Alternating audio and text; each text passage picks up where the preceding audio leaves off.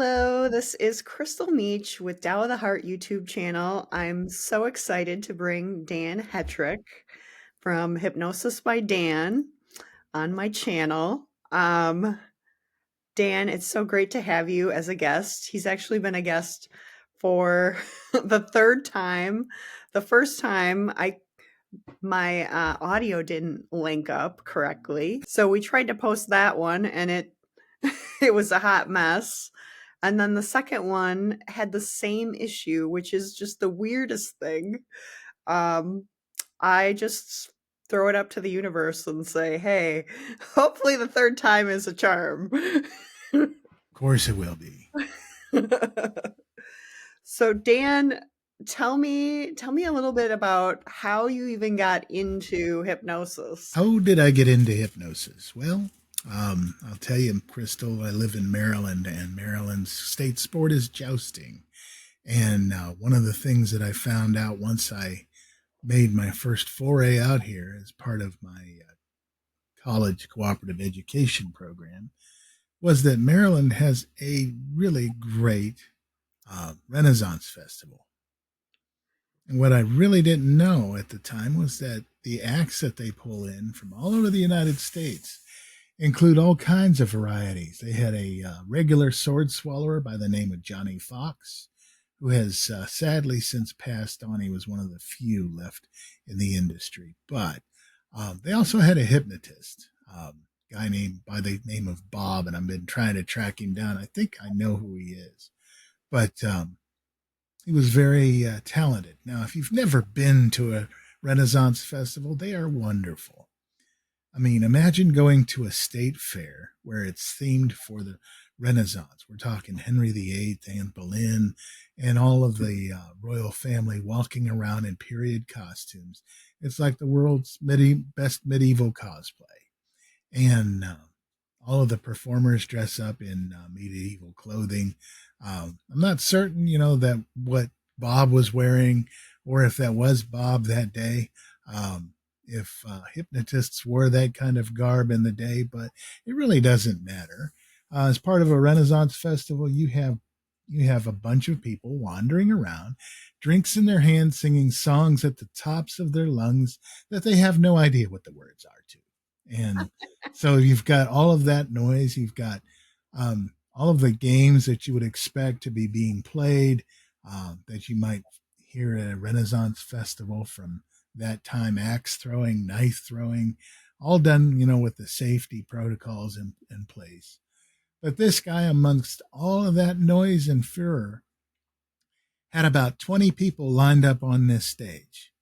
All of them looking for all the world like they were trying to examine the lint in their navels. I mean, it was just fascinating to watch this guy knock them out. As stage hypnosis shows go, it was pretty awesome. I remember it very, very well. And so I watched this guy have these volunteers do all kinds of interesting things. And I thought, wow, that's really kind of cool. And of course, at the time, my mind went to what I learned about hypnosis from television and the movies, which, as it turns out, is nothing even close to what reality is. As a result, well, I watched this show and I was absolutely astounded by what was going on up there. I said, this is something I think I could really learn to do. And he says, and it was just about that time he was starting to wind down his show. And he says, and for those of you who'd like to know how to do what I do, it's like, wow, this guy's a mind reader too. He had book lists and books and tapes and videos of his shows in the back for sale, but the book lists were free. I picked one up, and I picked up the first book on the list, The Art of Hypnosis, written by Dr. C. Roy Hunter. Now, Dr. Hunter is a fantastic hypnotist. He's been doing this for a long, long time, and he's become actually a trusted friend and a really great mentor. I've met Dr. Hunter and had some great conversations with him at an annual hypnosis conference that I've been attending in Las Vegas, Nevada in the middle of the summer, which just goes to show you what kind of mindset hypnotists have. Who else would run to the middle of Las Vegas in the middle of summer when the heat and temperatures are up above 100 degrees every single day? Creates a great landscape for subjects because everybody's loopy from the heat anyway.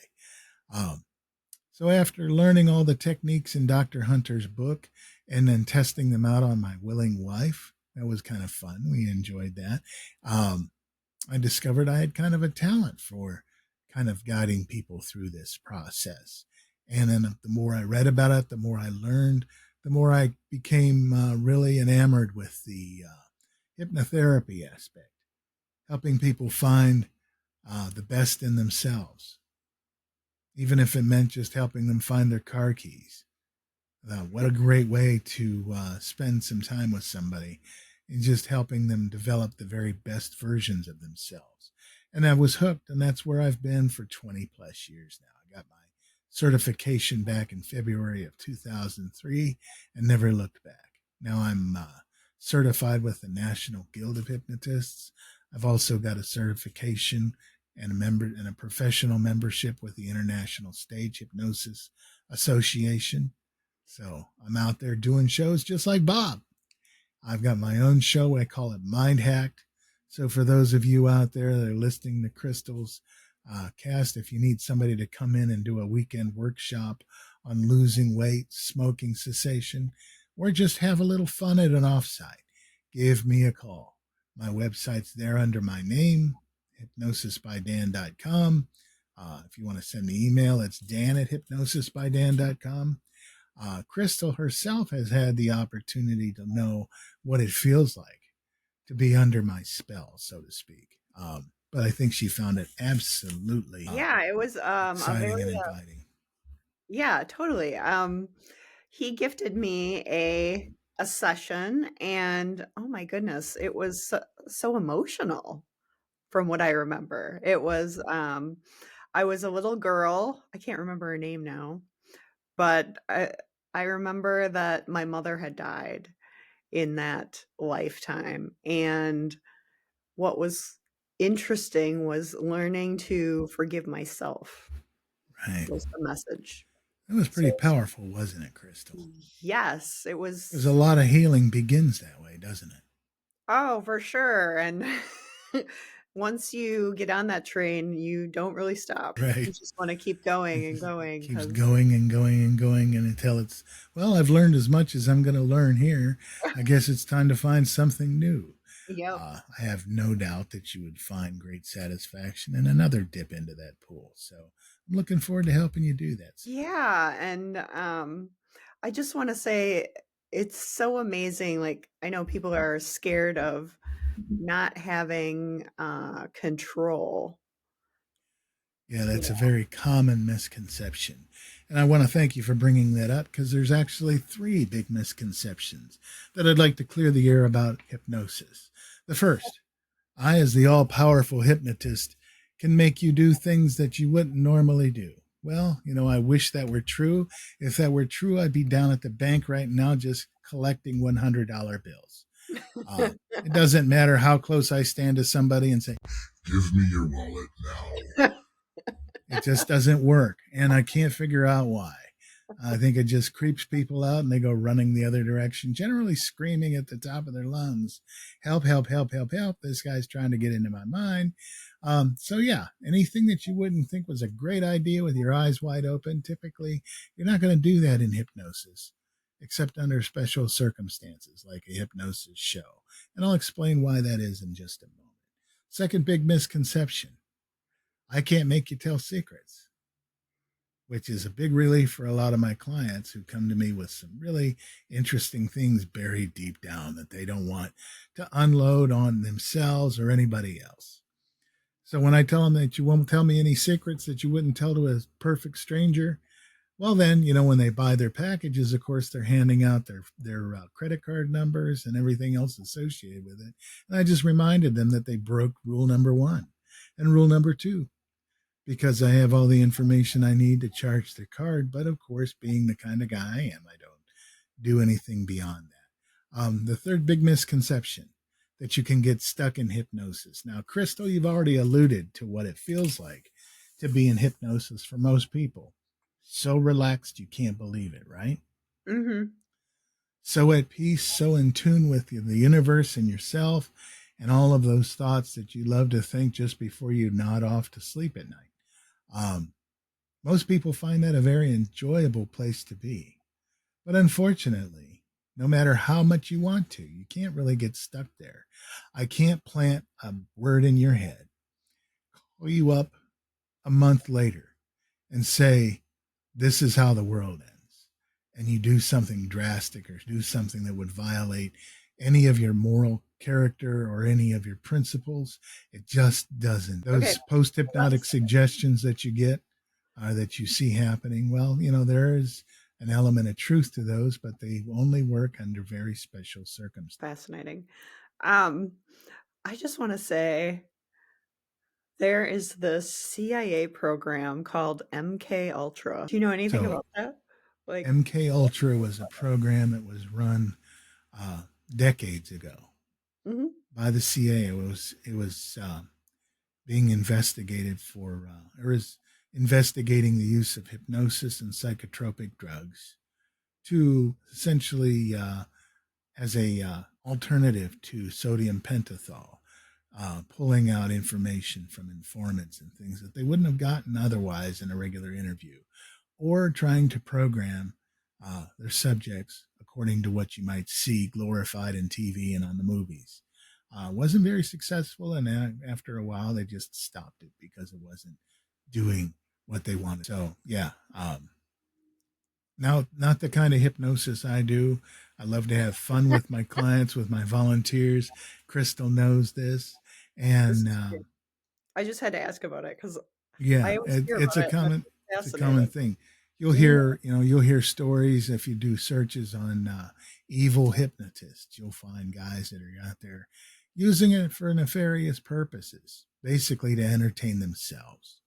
Uh, Personally, I do everything I can to debunk the myths associated with that, because they get a hold of somebody who really believes that this hypnotist has got them under mind control.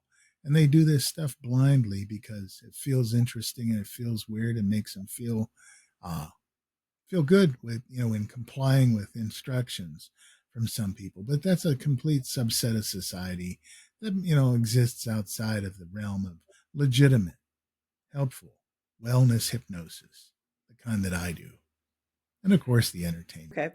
So that's cool. Thank you for clarifying that for me. You're welcome. Absolutely. Um, and I want to get back to wellness, using hypnosis for wellness. And I just want to say, so we have this tool that a lot of people don't even know about, and you work with almost every day. So can you tell us a little bit more about how hypnosis really works?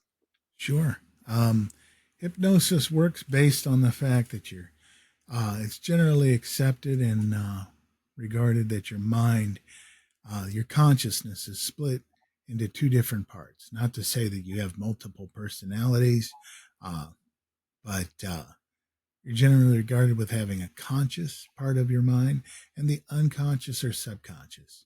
You can think of these things as an iceberg, okay?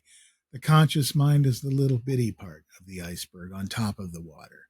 That's the part that you're using to do calculations, that you're using to plan, that you're using to make decisions, or trying to use sheer willpower to change some aspect of your life. Anybody who's tried to quit smoking cold turkey and made it 2 or 3 days and then just decided that if they didn't have a cigarette, they were just going to have to murder somebody has discovered how very effective willpower really isn't. Okay, because that part underneath the water, that great big part, that's the bully of your consciousness, your unconscious mind. It doesn't run on logic or reasoning. It runs purely on feeling, emotion, sensation, all of the things that come into our awareness from other sensory ways other than visually or audially. Okay. If you think kinesthetic, you touch. Okay. And you can feel it working Ever walk into a room and catch a familiar whiff of perfume from somebody? You don't even know who it is, but it brings back a memory just like that. That's essentially hypnosis, believe it or not. Or any time that you've gotten lost in a thought or a feeling or an emotion just from watching a movie or reading a book and really just found yourself unable to put it down. And you look up and there's been 3 or 4 hours gone by and you're like, oh my gosh, I was supposed to be at that place at 7 and now it's 9:30. Um, but boy, did you have a good time reading that book. You just didn't care what was going on. That's all time you spent in hypnosis, driving someplace that you've been 1,000 times before. And suddenly looking up as you're parking your car in the parking space where you were driving and just saying, hey, wait a minute, how did I get here? That's all time that your unconscious mind has been taking over those mundane, routine tasks that you really, don't want to have to focus on. And it tells your conscious mind, go off and think all the things that we need to do when we get home from this place that you don't remember driving to, uh, the things that you need to pick up at the grocery store, that short-term memory stuff that you store at the forefront of your brain. So once your unconscious mind has taken an idea, either one that you've planted or one that your helper in hypnosis has helped you plant, once your unconscious mind has accepted it as true, it becomes your reality. That's the essence of hypnosis. It's really just making a friend of that unconscious mind and saying, hey, I know we've been doing things like this for so long, but now I'm ready to do something else.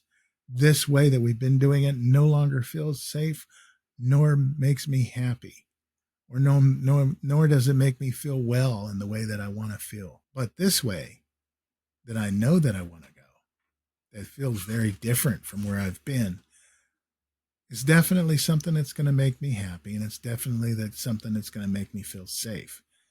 If you can convince your unconscious mind of that, well, then it becomes your ally. And you'll find yourself not being pulled back to the old behavior, but pushed gently back onto the path with the new behavior. And that's the kind of hypnosis that I do. I help people find that direction, that guidance from within themselves. Because I could tell you all day long, Chrystal, that the bun that's on the top of your head is tied too tight. And you might feel it. You might actually start to think, is it tied too tight? And that's what you're thinking now, isn't it? Very aware of it. It may become comfortable. Okay, it's in a little ponytail. All right. But maybe that rubber band has really started to constrict and make it feel uncomfortable. Or those earrings that you're wearing. They really could feel very heavy if you thought about it. And really make you feel uncomfortable. But notice that when you go to peel one out of there, that you just can't seem to find the memory of how to do that. So if you reached your hand up there and tried to remove that earring, I wonder what would happen if you found that you couldn't do it. It's kind of weird matter. Forget how to take your earring out, Chrystal? Yeah. So having been hypnotized with me several times now, for those of you that are wondering, yes, Chrystal's an easy drop. She complies very easily with instructions. She's got a great imagination and she focuses really well. So in trusting me that I'm not going to do anything weird, that I'm not going to do anything that walks outside the line of what she'd find morally acceptable, she's more than happy to accept that suggestion that for the moment, that earring is irremovable. And so is the rubber band around the little ponytail on the top of her head. If she were to try to pull that out, it just wouldn't work for her right now. Mm-mm. In fact, if she even tried to lift her arms up there, she might find them too heavy. If she were to envision her arms feeling really heavy right now. That's the effect that's happening, isn't it, Chrystal? Yeah, Yeah, I do pretty feel weird. my arms like They just don't want to lift up. Mhm. And my And hands that's are kind of full. weird. So if I say release in the snap of my fingers, your arms are perfectly released. They're perfectly usable, no problem, release. And now you've got full control over them again. How cool is that? All right. But that's just playing with, previous suggestions that she's allowed to hang around, that she doesn't find uh, any problem with complying with, especially since we're talking about hypnosis and helping to educate people. Once you've been Yeah. in hypnosis, you get better at it each time you do it.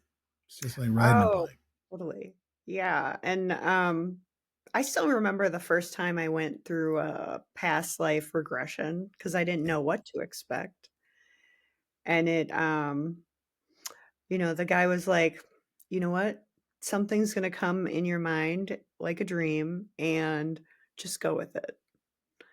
And that's kinda what the mindset that you have to have going into it, right. like, "I don't know what's coming, but we'll see what Yeah. happens." Just being able to accept these images because you do it every night when you dream. Most people don't realize that the dreams that we have at night, no matter how good they might be or how terrifying they might be, they happen in a blink of an instant because they're just a cascade, an avalanche, if you will, of imagery and feeling and emotion and sensation that your unconscious mind just dumps into your conscious mind based on a perceived need of your conscious mind to receive some input at that time.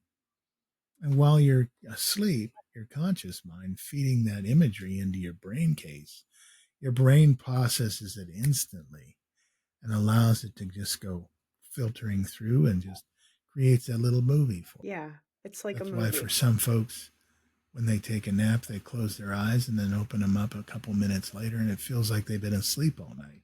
They're in a panic because they think that they've missed everything. Turns out they've only had their eyes closed for about 2, 3, 4, 5 minutes.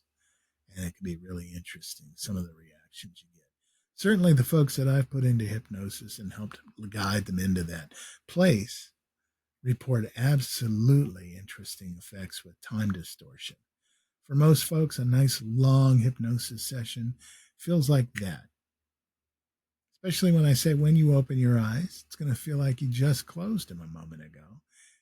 You may not even know if it's been 5 minutes, 10 minutes, 15 minutes. It'll feel much shorter than it actually was. And then when they look at the clock, the first word that they say usually is wow. And that's the word that I covet.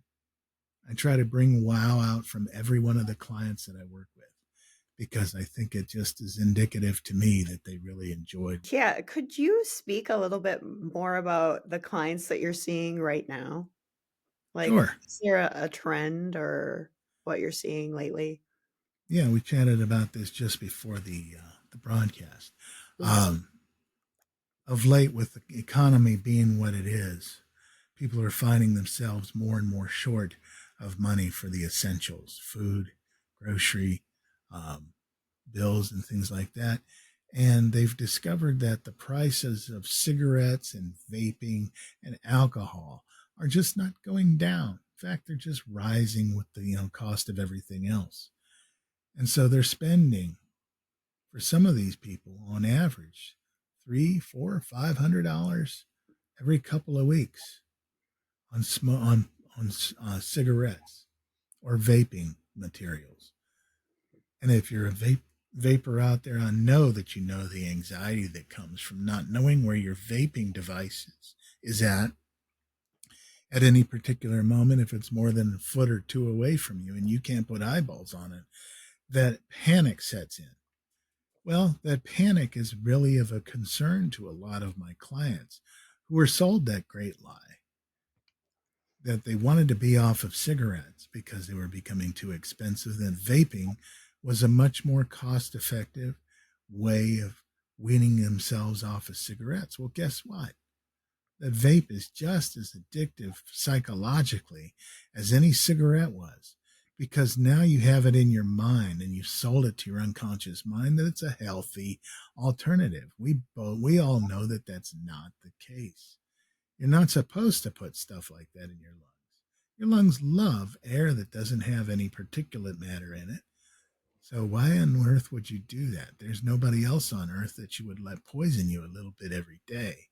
So as you're vaping, just understand that that's really what you're doing. Smoking too. Alcohol is also becoming expensive, and people are discovering that in order to cope with the bad feelings that the economy's bringing on, they're reaching for those habits that they thought used to make them feel good, smoking and drinking or eating. So not only are they going blotto by drinking too much or really destroying their lungs from smoking or vaping excessively, but they're also eating themselves right into a heart attack or a stroke. And so I see a lot of smoking cessation. I see a lot of alcohol cessation. I see a lot of PTSD.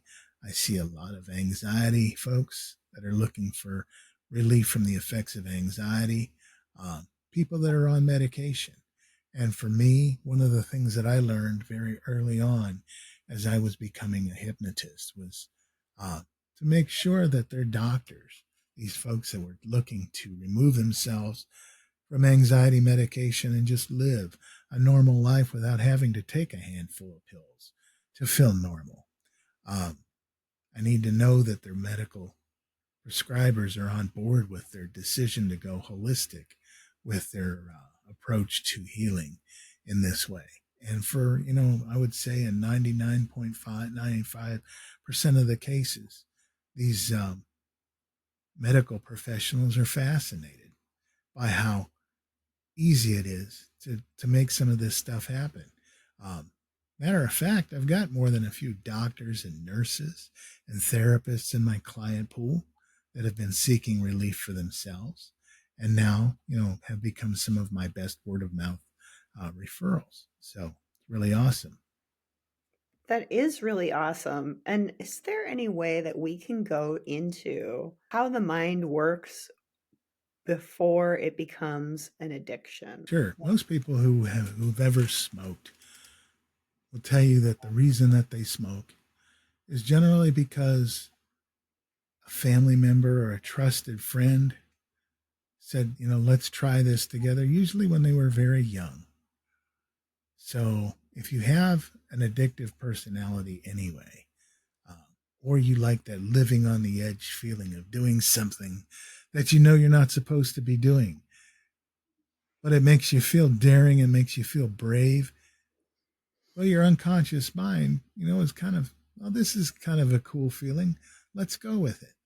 And so every time that you do that and you teach your unconscious mind the behaviors, the habits that you're bringing into your life, even the good ones, once your unconscious mind picks up on that stuff, it becomes mundane and routine. It then becomes the realm of that part of your consciousness.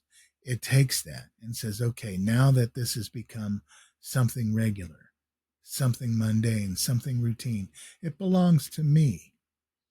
I understand that it makes you feel safe. It makes you feel happy. So we're going to do it every day so that you can remain safe and happy until you decide, of course, to try to quit it. And then your unconscious mind goes, wait a minute. I thought we came to an understanding that this smoking thing was something that you thought made you calm down, that you thought made you feel happy and at peace. Are you now saying that it doesn't? How on earth are you going to keep yourself from getting stressed out without this habit in your life? I don't think you're ready to give it up. Matter of fact, I think you really want to just go outside and smoke the rest of that pack. And people will, because their unconscious mind tells them to. And if they try not to do that, well, then things become very uncomfortable. Your unconscious mind knows exactly what buttons to push to make those things happen. And when you comply, and here's the hook, when you comply with something your unconscious mind has told you to do or indicated that you should do, your reward is a dump of oxytocin into those neuroreceptors, the feel good chemical that's in chocolate that your brain produces when you fall in love or are having a really good time in some way. Well, it just dumps a nice dose of that right into those neuroreceptors that light up your pleasure centers like, oh, I did something good. I think I'll do that again. So it's a never ending cycle. You want to feel better. Your unconscious mind knows that, says, go do this thing. You go do the thing. You feel better. Like, okay. And you just reinforce it again and again and again. Hypnosis steps in the way of that and says, hey, instead of doing this, which makes you feel some kind of way about that, let's go down this path and see how that's different. Oh, that feels much better, doesn't it? Your unconscious mind goes, yes. And then so it begins sending those signals, or at least we hope it will, to that conscious mind during the time that, you would normally engage in the other behavior. Say, you may try this time. See how that works out for you. Oh, yeah, that's much better. Dump, dump, dump, dump, dump. And the cycle continues. You're bringing up such a big point because you said like the addiction, if it's smoking or whatever, it's bringing you to that state of happy, or the oxytocin release or whatever.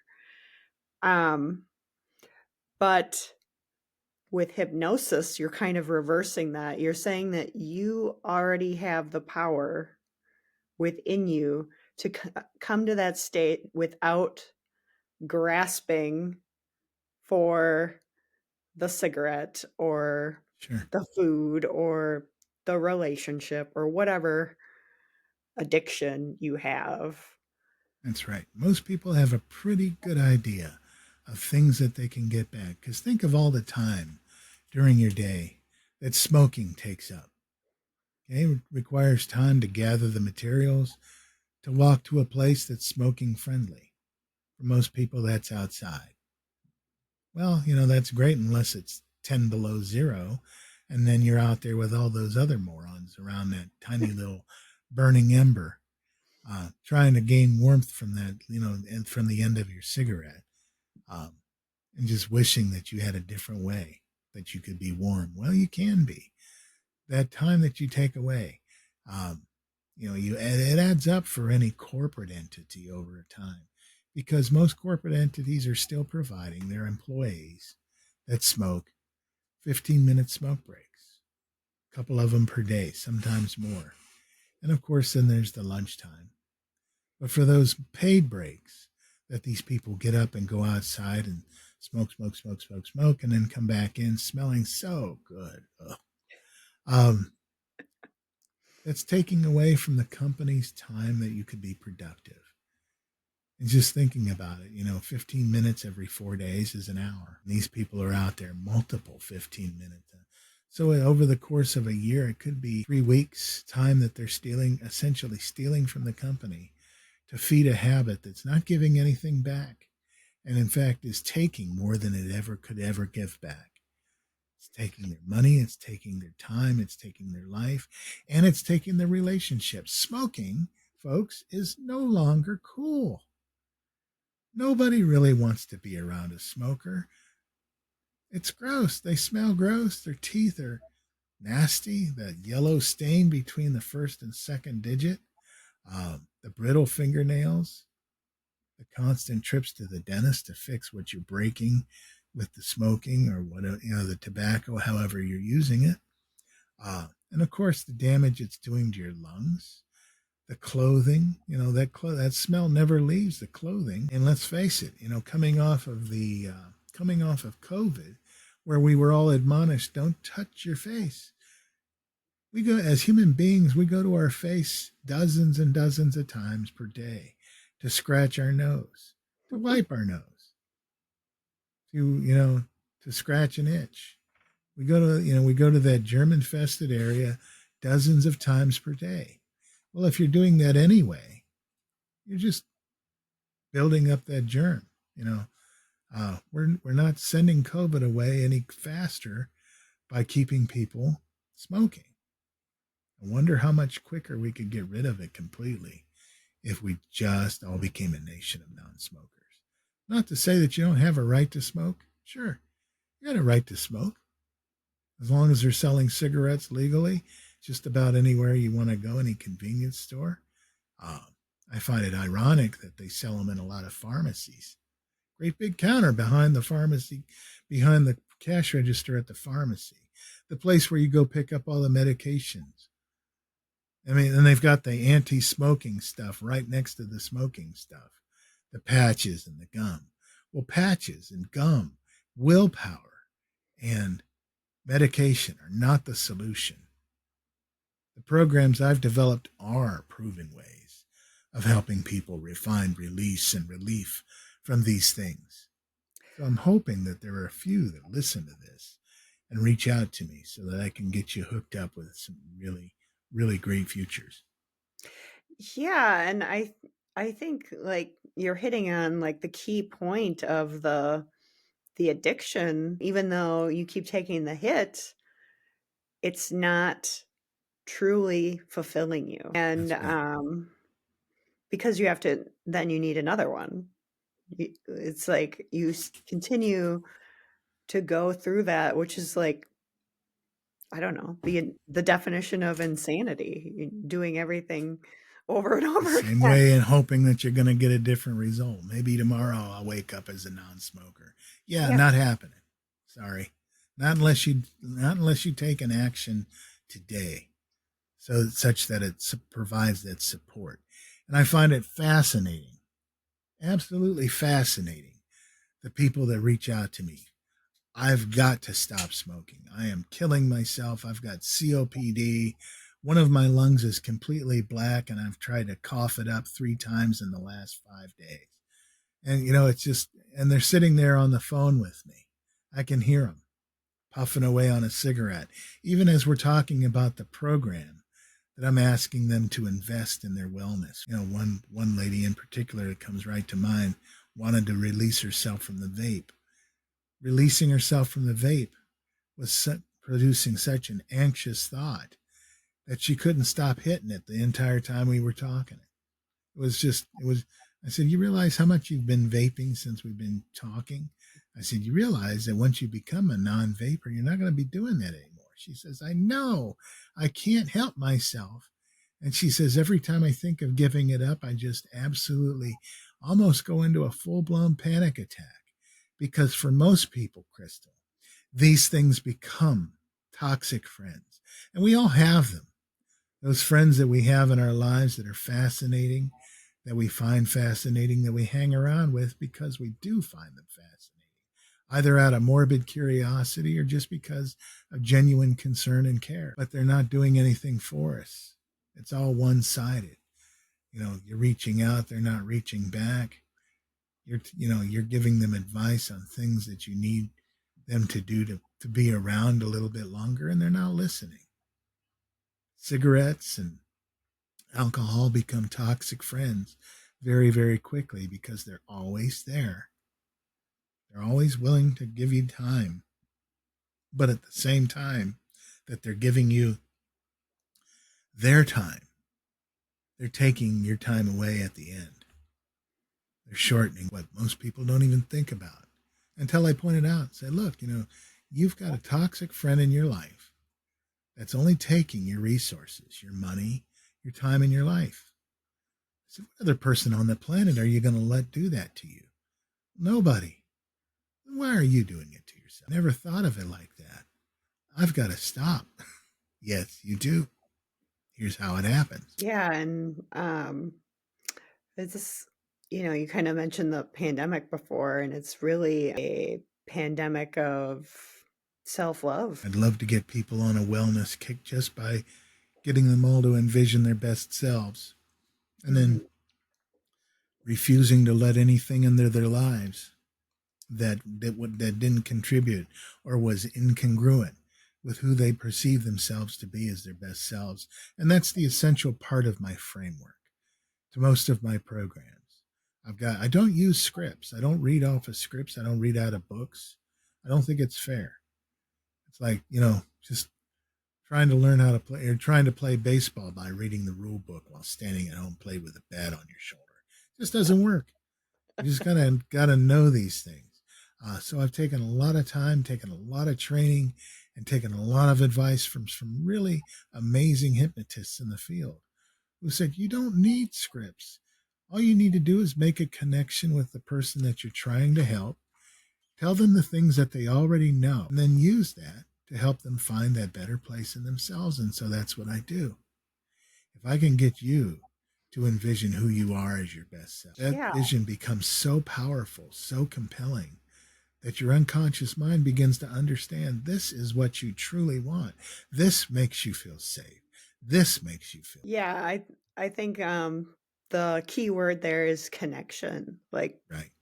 people don't even they can't even imagine the connection that they have within themselves.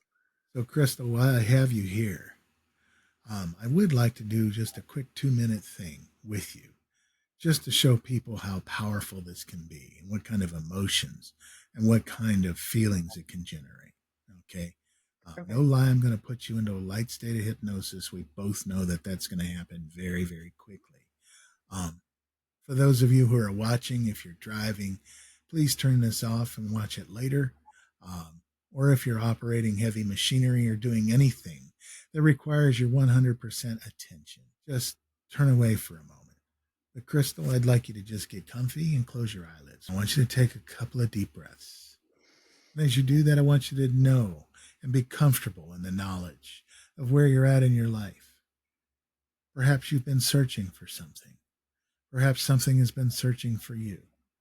It's generated feelings, emotions, not being able to get there, not being able to touch it, not being able to achieve it. You know very well these feelings because they've been with you for. But I don't want you to dwell there, but when you got that and you're comfortable in knowing that you have that in mind, just say, I've got it. I've got it. Perfect. Now, Crystal, I want you to walk with me a short distance into the future. Just a short distance. I can't say how far because it's really up to you. This future is amazing because it's completely different. You've done it. You've used hypnosis better than you ever dreamed possible. You've completely changed the way that you perceive your direction in life, yourself, the way you see yourself, the way you feel about yourself, the way you see other people, and the way that you process how they feel about you. This new future is 180 degrees from the lowest point that you've ever been. It's amazing. It's happy. It's light. So tell me, how much better is your life in that beautiful, bright future? It's not that far off from what I see from where I am now. Like I can almost touch it. For And to be that close and not be able to touch it, it's frustrating. it's the realization that I loved myself all along. That's I right. was just going about it the wrong way. So I want you to be in that future, Crystal. Really absorb those amazing feelings that you're feeling right now. See how you're presenting yourself to the world differently. Your posture, your facial expression, your hair, your eyes, your nails, your teeth, your skin, everything. What's so different that it's blowing your mind? It's all right here, right now. Isn't that interesting? And what a great place for that to be, isn't it? Right there, right now. It should be easy to hold on to. So I want you to know that while you're there, I want you to just reach out to your unconscious mind who's right there watching and listening very carefully and ask her for something that you can do today that'll bring that future to you instead of having to chase it. Know that you have that capability. Know that you have that power. I wonder what you'll discover first, that you're already there or that you've already got the tools that you need to get you there. Doesn't really matter. It feels really good to be there, doesn't it, Crystal? Hmm. You know what? Open your eyes and tell me how much better you feel right now. Um, Oh my, wow. Look at the tears. I know. And this is, I was telling Dan this before. I was going through this huge, huge awakening. And it was the realization of all the ways that I betrayed myself in my life. And I Now finally for looked the, in the mirror and I yeah, said that I do love myself. And you that do, was don't you? a huge, huge realization. And now in that, just that 2 minutes, you know what you need to do today, don't you? You've got a direction. Hmm. It wasn't hard to find. It wasn't hard to do. Now, was that hypnosis? It was less than 2 minutes. Hell yeah, it was hypnosis because you created an emotion, a feeling, and a physical reaction to doing nothing more than a visualization of a future that hasn't happened yet. Your unconscious mind brought that to you and said, what are you going to do with this? And it just, lightened your heart and gave you emotions that are just nothing but positive because you do feel lighter. You do feel good, don't you? Yeah. And I think you're bringing up such a big point because that emotion of being unfulfilled, which then can turn into an addiction. Right. Um, we're really peeling back the onion on that because that was the awakening, was realizing that I was loving myself all the wrong ways, and that's an addiction. You're just trying to get the love, but you're not connecting back You to get it yourself. any way that you can. Forces in the universe. Mhm. And now you know how to do that without reaching for things that just are incongruent with who you saw in that bright future and who's also just jumping around in your head right now, saying, Chrystal, when do I get to come back out and play? Mhm. Like, and trying to unthink her just doesn't work. Like trying Right. to unthink a purple elephant with pink polka dots. And now that's in your head too. Maybe you're riding that elephant in that future. Who can say? But the Cool. point is, your mind is capable of amazing things. We know more about the undersea. We know more about outer space than we do the little 8-pound piece of flesh between our ears. We learn more about it every day, but the more we learn, the more we understand that we don't know half as much as we thought. We know twice as little as we really have come to understand. So now that your brain is broken, I guess we're just about at time. So Yeah, I think we are. So, is there any last words you'd like to give my audience? taking new clients. Got a direction you need in life? You could do a lot worse. Then, I mean, what you're doing now is probably not working. Chrystal can, testify that she's made some amazing gains in her own life with a little of my help. And it's been my pleasure and my honor to be that help for her, as well as thousands of others in the 20 years that I've been. I encourage you to go to my website, click on one of the little yellow rectangles that says book a consult, and we'll get you started on a new path. Thanks so much, Chrystal, for having me today. Thank you so much for coming on, Dan, and for all the work you do. Bye, everyone. Thanks for watching. Have a great day.